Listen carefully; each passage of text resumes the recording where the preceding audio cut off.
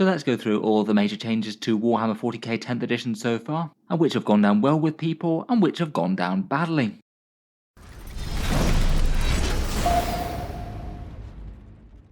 Hello and welcome back to Warspets Tactics, where today I thought we'd take a video to take a look through all the big shake-ups to 40k from 9th to 10th, and just do a bit of a temperature check as to whether or not people are enjoying the changes so far.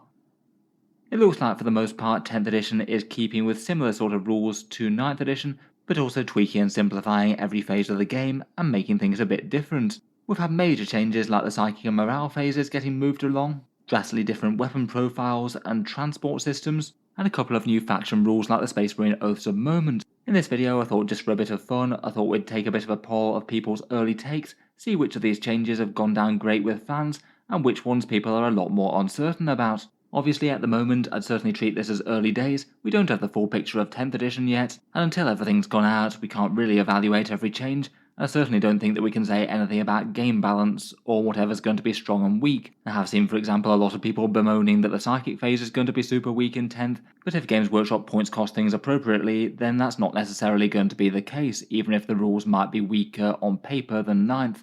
I treat this video therefore as a bit of fun, just looking through the major rules changes, what's changed and how it might impact things, perhaps some of the more obvious positives and negatives to the rule changes, and how popular each one seems to have gone down with 40k players so far. Absolutely loads to talk about, so let's jump into it. First up, the way that units' weapons work in 10th edition is going to be changing quite a bit. In 9th, weapons were either classified as assault, heavy, rapid fire, pistol or grenade, and then also tended to get a fair amount of different rules strewn throughout the codexes, say for example Eldar Shuriken weapons or Space Marine Bolter discipline. In 10th edition though, everything looks like it's a lot more consolidated, weapons generally only use keywords from the core book. It looks like we've got a whole raft of different things, everything from twin links, devastating wounds, sustained hits, or anti-infantry 4+. Looks like Games Workshop wants to consolidate all of these so they're in a big table that everyone knows in theory, as opposed to having minor variations in the different codexes. It also looks like you can mix and match keywords that you couldn't before, say for example Space Marine Bolters that were both heavy and assault. Heavy now giving you a hit bonus if you're stationary, and assault allowing you to advance and shoot. Here we've got another example in the Eldar Shuriken cannon that gets ignored cover and sustained hits, so exploding hits on 6s. As rules changes go, you guys voted this 4.5 out of 5, one of the most popular changes of the edition so far. Seems that people were ready for a good bit of consolidation on weapon profiles, and not having different variations to worry about in other codexes that you might or might not know.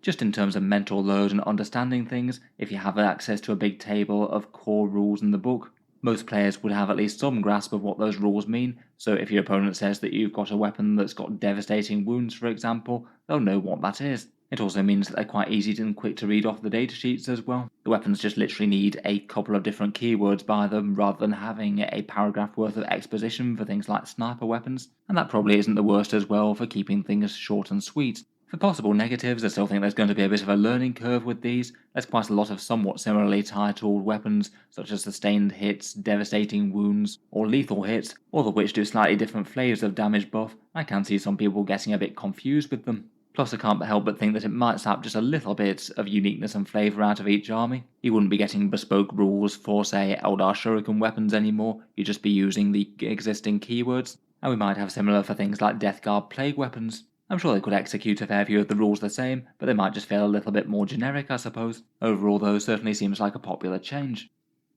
Next up we've got 10th edition's new morale system.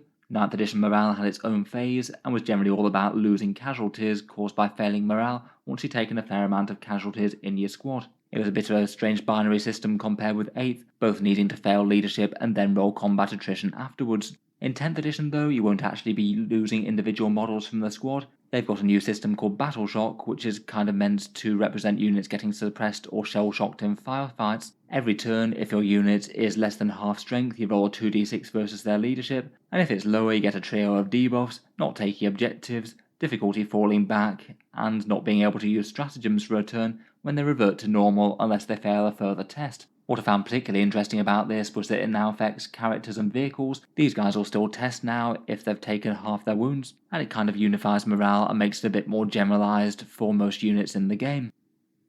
Again, this one has gone down really quite popularly. You guys voted it 4.3 out of 5, pretty positive. I feel like it's a good phase with a good general feel to it. As mentioned when I talked about it at the time, I feel like a lot of units in 40k just don't really make too much sense fleeing. Space Marines and Necrons just quitting the field always had a bit of a strange vibe, and I feel like the old morale system had kind of limited impact on 40k in general, barring just for a few armies for which it was perhaps surprisingly painful, such as the Orcs. There'd be a little bit less admin as well, with less need to track casualties, though I guess it would mean that if you had a whole load of depleted units, you might be rolling a fair few tests per turn. It might not be the hardest thing to forget one or two if you forget about a character that's just taken some damage. In terms of negatives, I do find it kind of surprising that it might not really affect damage dealer units all that much. If you still want units charging into the fray or just gunning down the foe, looks like they're going to be able to do that just as well. It's mainly just if they need to use stratagems or score objectives they're going to run into trouble, but direct killing units probably won't care as much about morale as some.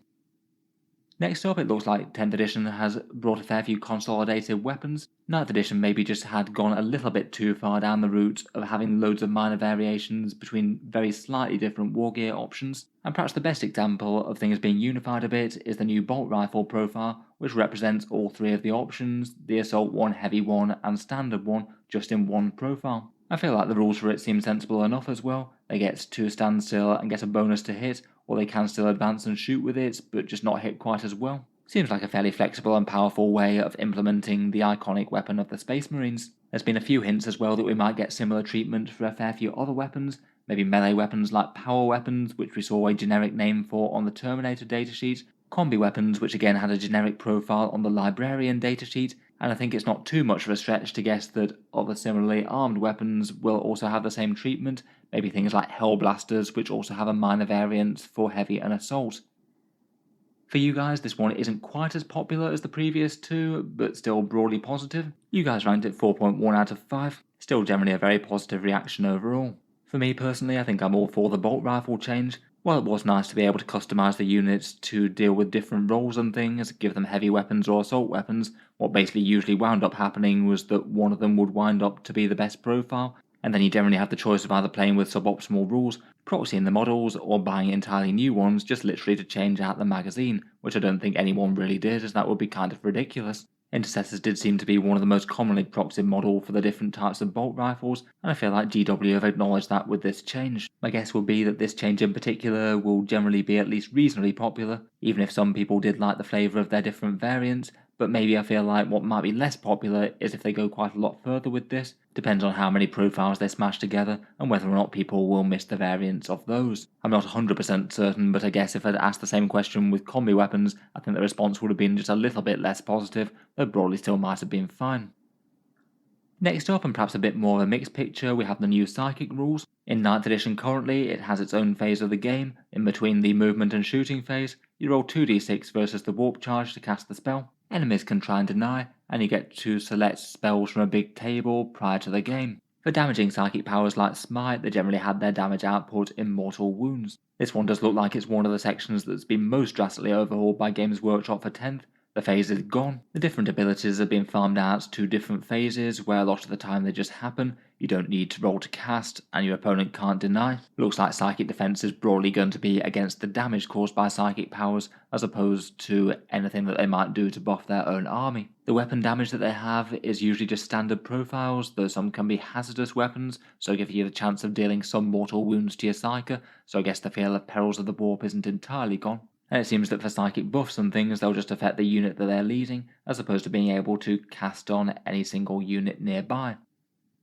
For changes to 40k though, this does seem to be one of the most mixed receptions for the new rules, still more positive than negative at 3.3 out of 5. Only just though, and that's really quite a lukewarm reception. Where I've seen the psychic rules discussed, I've seen a lot of people who have psychic heavy armies just lamenting the fact that their armies are going to function a lot more similarly to everyone else's now. Psychic weapons are kind of just basically guns by a different name, and not being able to pick psychic powers means that each leader is broadly going to have just what they come with and nothing else. Might not be great for psychic heavy factions with only a limited number of HQs. There are some positives, having all the rules on the data card certainly helps out.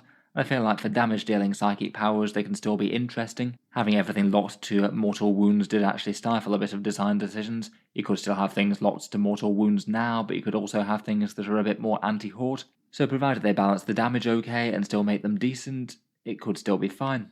Broadly though, I have seen at least a few reactions that just felt like they were fixing a problem that didn't really need fixing. The casting and denying system actually worked fairly well at the moment, with some counterplay from the opponents, but not generally able to completely destroy the other person's psychic phase. I did think that the positioning with casting and denying was kind of interesting, and you could potentially protect your army with your own psychers, which felt kind of fluffy. A lot of those mechanics are just gone now. I guess that will speed up the game quite a bit, though we might lose some flavour as a result. Next up, we've got the 10th edition objective rules. 9th edition's system is the objective secured one. Troops and a few other units get objective secured. They hold the objective if the opponent doesn't have any, but if either neither player has some or both players has some, it just reverts back to the maximum amount of units on the points. This was actually one of the more commonly misplayed rules in 40k 9th edition.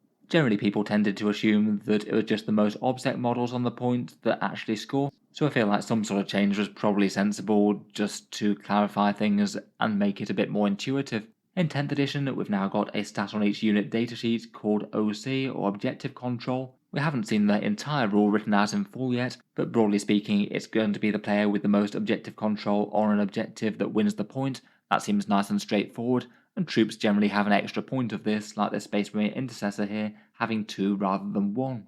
It seems kind of sensible that bigger vehicles and things will get a little bit more control now. I feel like in general the system of having them being a bit better than standard infantry, but still maybe not better than an entire squad of troops perhaps seems sensible. I believe that the Rhino tank had 3.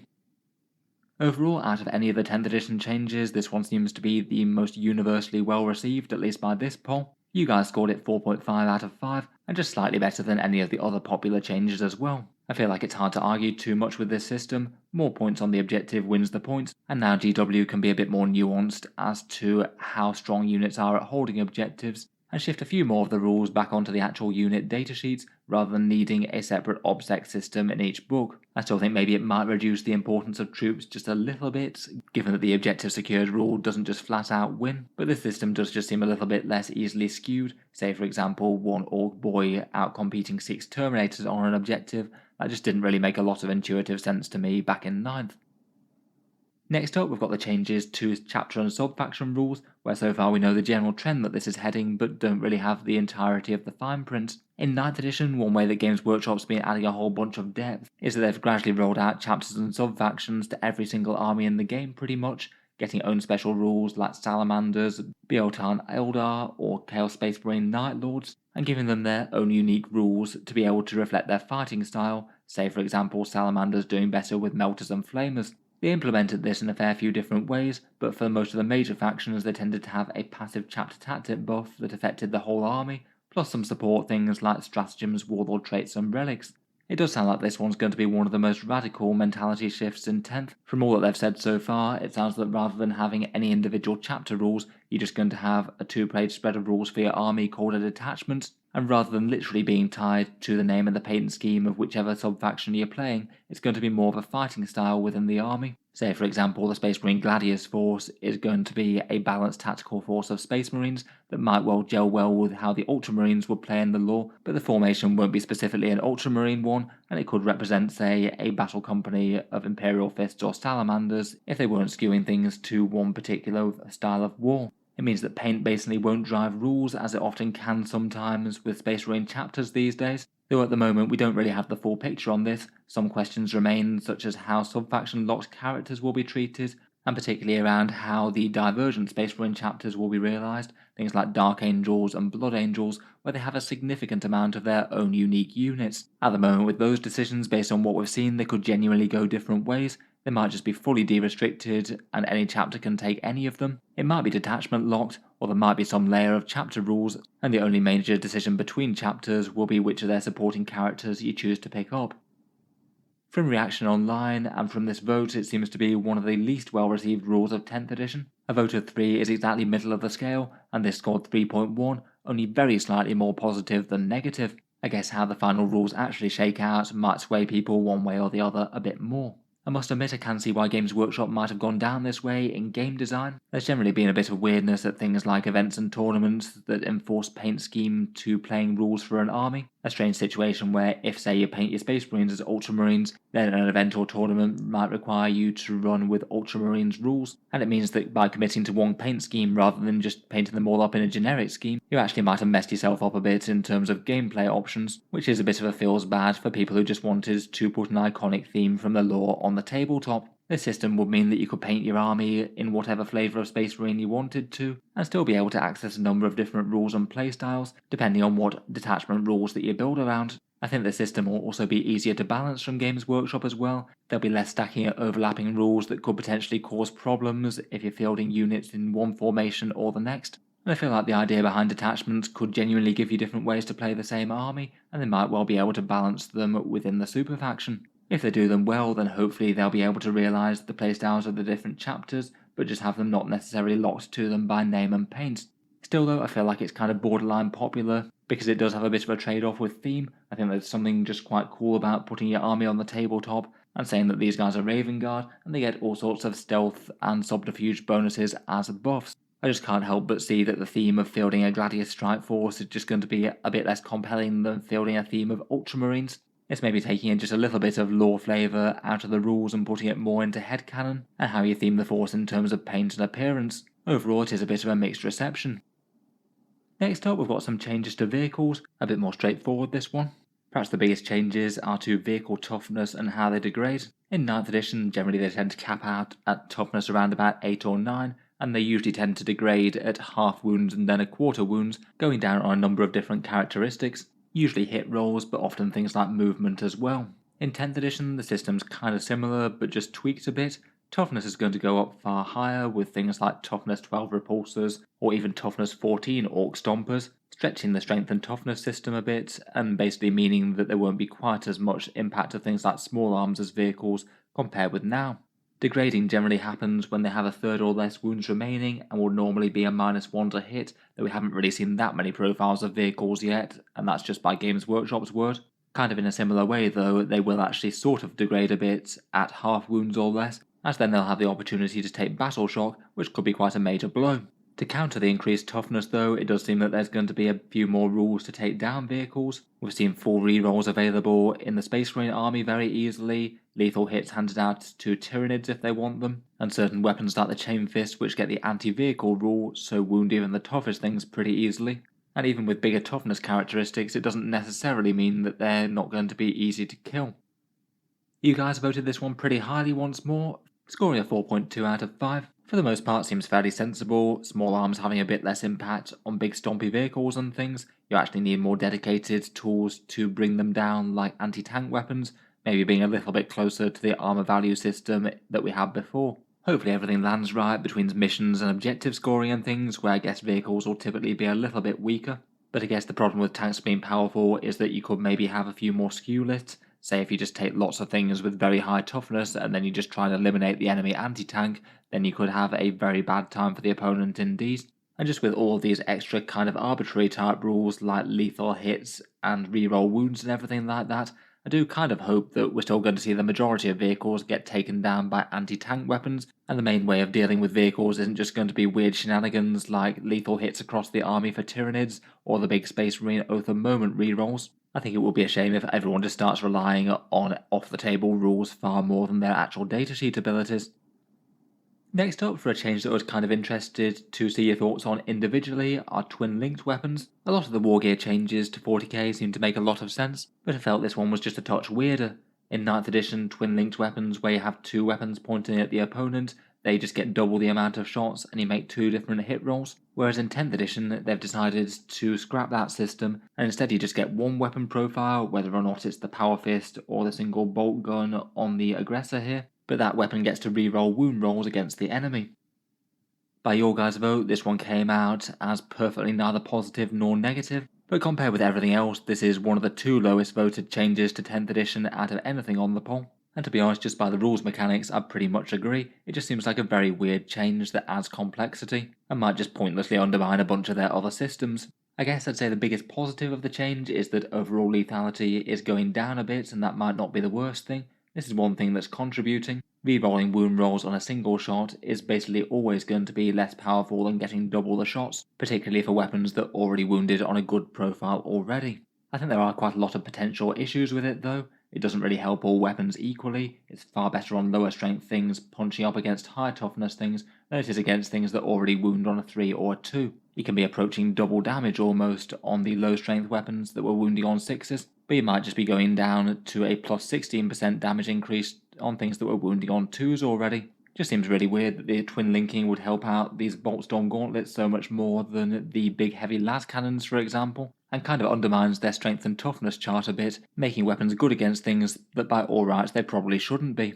On top of that, it also interacts kind of weirdly with a bunch of their other buffs, much less effective with things like lieutenants with their auto wounds on 6s. Twin linking a weapon isn't going to give you any benefits to those shots where you've auto wounded the enemy already. Whereas with weapons with devastating hits like that assault cannon, this is going to be absolutely excellent for assault cannons, as you get more chance to fish for mortal wounds. You could just reroll everything that isn't a 6. Pretty weird for those that it kind of makes sense to dispense with trying to wound the enemy target normally whatsoever. I feel like it just adds a rule where maybe none was really needed and double the shots was kind of fine. They did say at the start of all these previews that they were trying to eliminate rerolls as much as possible, and then for a very common weapon class throughout the game, you're going to be rerolling everything just by default, and it seems like a strange design decision if that was really what they were trying to achieve. Overall, in general, I think I would have much rather these just stay with double the amount of shots, a lot more simple and intuitive, and probably a bit easier to points right given that they'd be a flat amount of direct damage that you can just charge the appropriate amount of points for. Next up we've got 10th edition army construction. It's really quite a big shake up to the game, and it's basically the death of the classic force organisation chart with things like fast attack, elites, and all the similar things like that. In 8th and 9th edition it was a bit more complex than it was before, lots of different choices for things like patrol battalion and specialised detachments that you could field in the army, and then it was all consolidated into one big all-encompassing Arcs of Omen detachment, where you could have the focus on one type of force organisation slot, but you were still kind of limited. In 10th edition, I was kind of expecting them to stick with something similar to the Arcs of Omen detachment, but they've just made things ridiculously simple. One character to be your warlord, and then for basically any other datasheets you get up to 3 of just about everything else, and then up to 6 of each troop and dedicated transport unit. Troops now being rebranded battle line. Character choices, each gets to pick one enhancement each, rather than having combinations of relics and warlord traits. This one was maybe a tiny bit more mixed, scored a 3.9 out of 5 from you guys, so broadly positive, but maybe a bit less so than a few of the other slam dunk rules changes. I'd say perhaps the biggest win is the simplicity and the freedom that it gives you. You can basically take just about any combination of units that you want in your army, and it removes a whole load of barriers and learning that new players would have to do. Army construction in 9th I don't think was particularly well explained, and referenced multiple different sections of often different books. I really do hope that they actually manage to land this and still have us playing armies that kind of look like armies though, having no requirements for any troops, plus the ability to spam 3 of any unit in the codex could lead to a lot of lists just being a bit on the wonky side. If you wanted to create an entire army of literally nothing but tanks with high toughness values, you pretty much could. Skew lists are going to be very easy to make, and if they do manage to undercost any one unit in the codex, there's going to be almost no reason not to take 3 copies of them. I feel like this system could work very well, but does kind of put the test on how well they're going to actually point each datasheet. Even small mistakes could have big consequences for making armies very weird. It'll be interesting to see how they implement certain armies with this as well. Maybe things like troop and transport limitations could actually be kind of restrictive for certain armies like Guard infantry squads or Harlequin Starweavers. Hopefully they don't just nullify Horde Guard entirely, for example. I do feel that a fair few people might just be opposed to this basically on principle. The Force Organisation chart has been around for a very long time in 40k. Kind of feels like it's generally part of the experience at this point, and I think a few will be sad to see it go. Overall, I'd say it looks like a good system, provided they are very on point with their game balance, and spamming horrible skew lists of just 100% damage dealers or 100% tough bodies doesn't wind up being the best thing. Next up, I thought we'd also mention the Rapid Ingress stratagem, a new core stratagem added to the game that all armies can access, and an interesting way that could set up for some powerful moves on the table. I'd say in general this is probably most important for deep strike melee units, though I guess it could have some objective scoring things as well. In 9th, melee units out of deep strike have been a bit risky. You need to roll a 9-inch charge for them, and even with a CP reroll that's less than 50% chance. But in 10th edition it looks like we're going to have this interesting option to bring in reserves in the enemy turn. The idea I think would be to have them land somewhere that's out of line of sight of the enemy army, but also close enough so if they move, then they can also make an easy charge back in your turn. The ideal place will be somewhere like 9 inches away from the enemy, but also screened from their line of sight, and it happens after their movement phase, so they won't be able to see your squad. For this one, you guys were slightly positive, though not overwhelmingly so. You voted it 3.7 out of 5, a few people voicing concerns that it could be a very weird way of getting reserves into the centre of your opponent's army. It does feel like it's a pretty interesting tactical move, and perhaps rewards players for thinking one turn ahead, I suppose. But I feel like on some terrain-dense boards you might be able to bring down units and just have them leap straight into the heart of the enemy with very little that they could do about it. Fast jump back units seem like they might be one of the best things to do this with. Drop them out of line of sight, jump them forward in your own turn, and you probably have a very tiny charge distance to make after that. If set up right, it looks like it's pretty much an automatic charge from reserve, which is pretty brutal and doesn't have the most enormous amount of counterplay. Overall, I definitely feel like it's going to be a very punchy and dynamic way to get assault units into the fight in 40k. Hopefully it won't be too dominant to the extent where everyone feels the need that they need to do this to get their assault units into their army. For other ways of getting units into the fight, we have the transport changes. These were announced pretty recently at time of recording. In 9th edition, lots of transports were used competitively, but kind of weirdly maybe didn't always add an enormous amount of speed to the units that they were carting around, more sort of durability and a safe bunker to charge out of. In 9th edition, if the transport moved, then the unit couldn't disembark after, usually meaning that your opponent would have a turn to gun down the transport and then try and deal with the squad inside, perhaps making a few standard ones feel like a bit of a risky investment. In 10th edition, it sounds like units will be able to get out after the transport has moved. They'll be able to shoot but not charge, so it's kind of similar to the old Impulsor rules, zooming units up to objectives, perhaps seizing those points and blazing away with guns at the enemy at close range. Feels quite dynamic, and actually means that transports will be credible for adding decent speed once more. It was coupled with a few other changes that went down really quite popularly. A lot of transports are going to be de-restricted between Primaris and Firstborn, things like Land Raiders, Repulsors and Drop Pods in particular. Plus, Land Raiders look like they're actually going to be a fair bit more used with the Assault Ramp rule. Units that jump out of one of those can also charge in the same turn. Could genuinely be kind of scary to deliver Terminators to the fray quite a long way away. In general, this one does seem to have gone down very well with players. Again, it was one of the most popularly voted things on the poll, a big 4.5 out of 5. I feel there's probably not all that much to criticise here, other than if they point the transports a little bit too generously, and the points cost don't reflect their increased abilities. Land Raiders actually having some points to them now is nice, plus the de-restrictions of the Primaris. Still a bit of a shame that things like Rhinos, Razorbacks and Impulsors are all going to be locked to certain squads though. Just seems like that was a reasonable chance to do away with the arbitrary restrictions altogether. Next up, we've got the changes to 40k's characters. Again, this one is going to change how really quite a lot of them function. In 9th edition, characters tend to operate independently as separate units, often helping out nearby units with buffing auras, and have the heroic intervention rule in the combat phase so they can sort of protect squads that they're with, so it's hard to charge the squad without engaging the character too. Despite being independent units, they're protected from shooting by Lookout Sir if they're nearby other big units. In 10th edition, characters are now broadly going to be the part of individual squads. The majority of them now get leader on their datasheet. Before the game they need to be attached to your squads and they can't leave them for the rest of the game, so almost like squad upgrades. A lot of these will still have powerful shooting or combat rules, but in terms of buffs and abilities they'll be trading out auras to say give rerolls out to 6 inches, to some sort of damage buff or defensive buff that affects just the unit that they're attached to and not any others nearby. Still though, that won't be everyone, and a fair few of them will work kinda similarly to how they did before, called lone operatives, and might be things like assassins that work as individual agents, units that buff big things like vehicles such as tech marines, or anything else that maybe doesn't have a squad that they typically run with, things like Primarchs and maybe units like the Necron Catacomb Command Barge perhaps. These guys now just can't be shot if they're greater than 12 inches away, though a fair few of those will have certain conditions that must be met. I'd guess that a lot of these might just function similar to how the Lookout Sir rule works at the moment, needing to be by units of a certain size or type. For your guys' opinions, it looks like these changes are broadly positive, though a bit more mixed than many. Rated 3.7 out of 5, so a fair bit behind some of the most popular stuff, but still more positive than negative. In terms of game design, I can see that it maybe solves weird character melee situations, say for example if you had a Space Marine Chapter Master leading a squad, and then the squad makes the charge but the Chapter Master fails it, and all of a sudden he is hanging out in the wind, and it looks like it would remove the need for heroic intervention as well. Buffs might be a little bit less stacky and easier to balance as well. a bit less chance of creating big overlapping death castles from multiple stacking auras.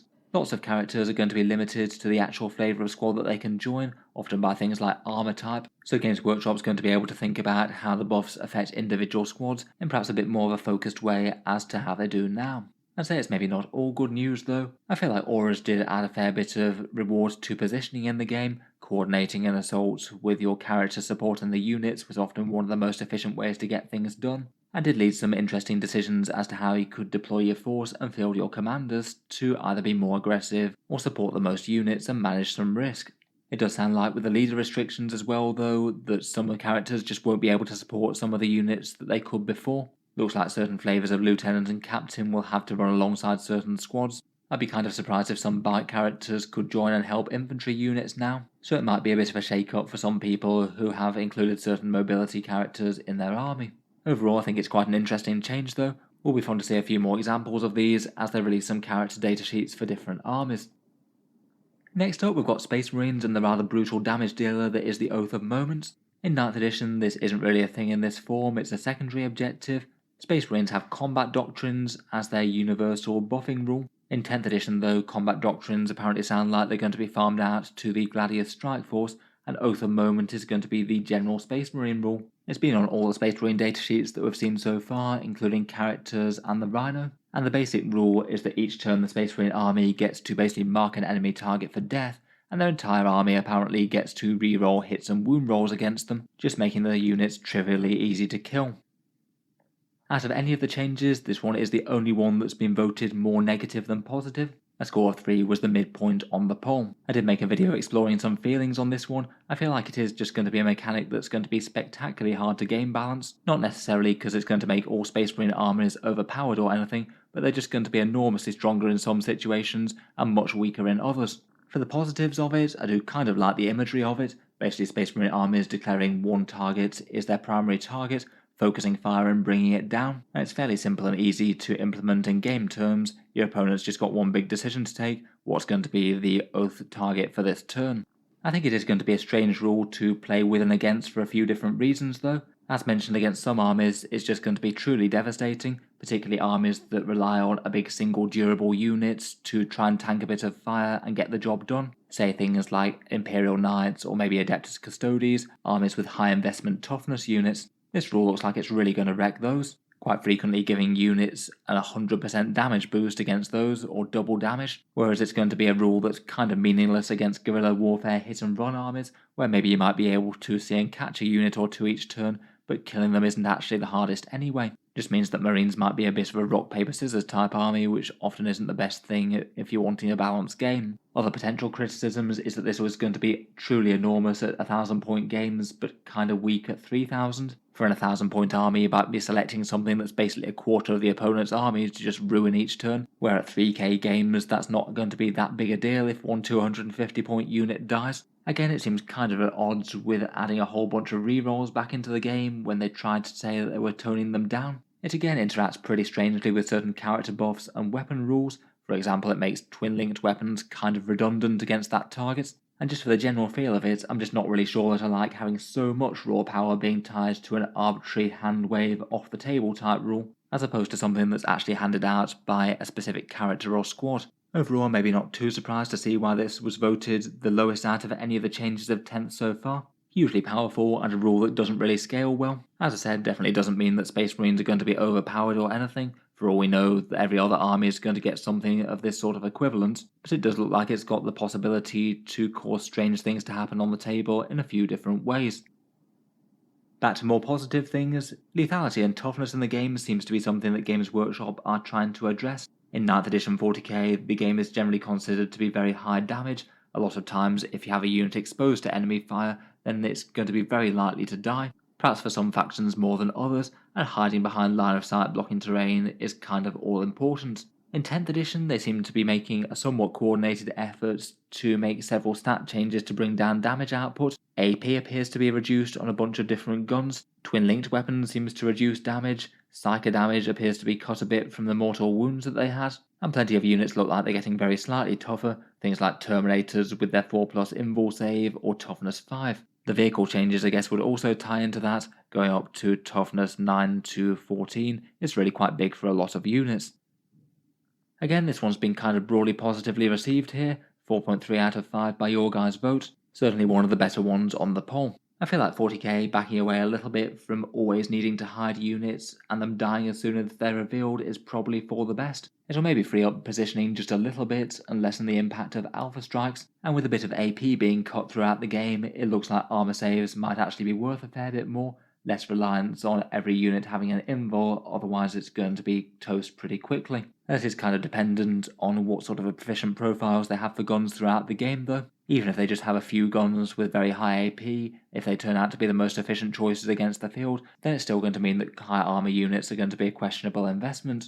I'd say at the moment it's kind of hard to argue that 40k isn't skewed a bit too much in terms of lethality versus durability, though with that I feel like we don't really want entire armies just to be able to stat check the enemy army if this goes too far, say a skewed list of entirety tanks or entirety medium infantry and the like. That's probably not going to be a lot of fun either and a bit of a grind.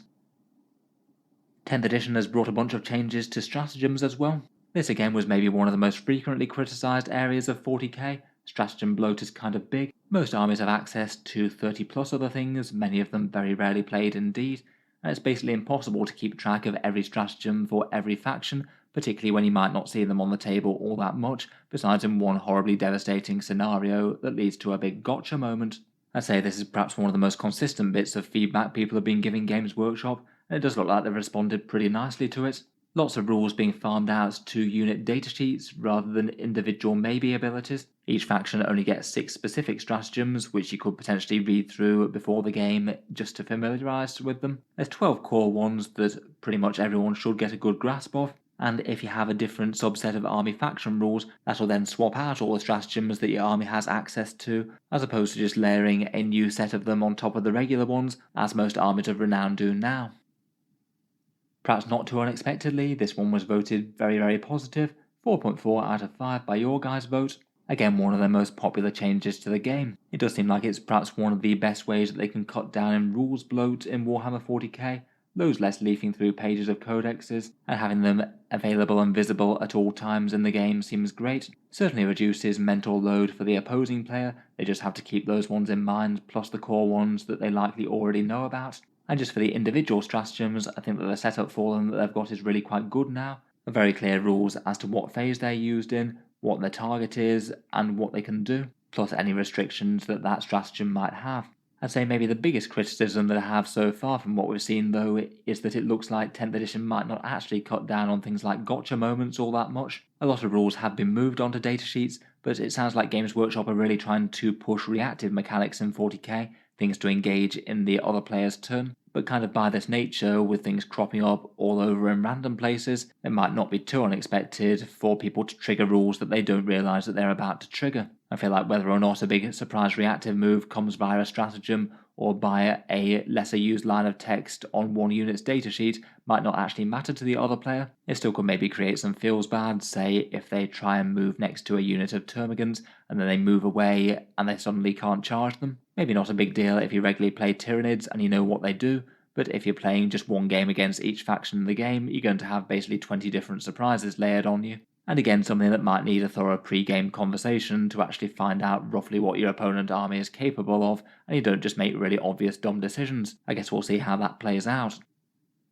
Finally, for the major changes at least so far, here we have the terrain rules, again kind of recently revealed by Games Workshop at this point, and pretty much a shake-up and slimming down of the system, though one that I think makes a fair bit of sense maybe. In 9th we've got really quite a big varied terrain feature system, light cover for the +1 saves, dense cover for -1 to hit, things like difficult ground to impede movement, obscuring terrain, and even a fair few melee bonuses for certain bits of cover. In 10th edition, this really seems to be consolidated quite a lot, and maybe just a bit more directed as to how you use individual terrain pieces. They literally just have the 6 types of terrain, things like ruins, woods, obstacles, and barricades. Dense cover, unit movement debuffs, and terrain benefits in combat are broadly gone, and there's a few other interesting changes like 3+ save units not gaining cover against AP 0, plunging fire, extra AP from high ruins, vehicles gaining cover, and hills providing cover from when they didn't before. Your guys' reactions seem to have been broadly positive. This one scored a 4.2 out of 5. better than most, but it doesn't seem to be everyone's cup of tea. I'd say the biggest wins for me are that the terrain rules have got far clearer wording than they had in 9th.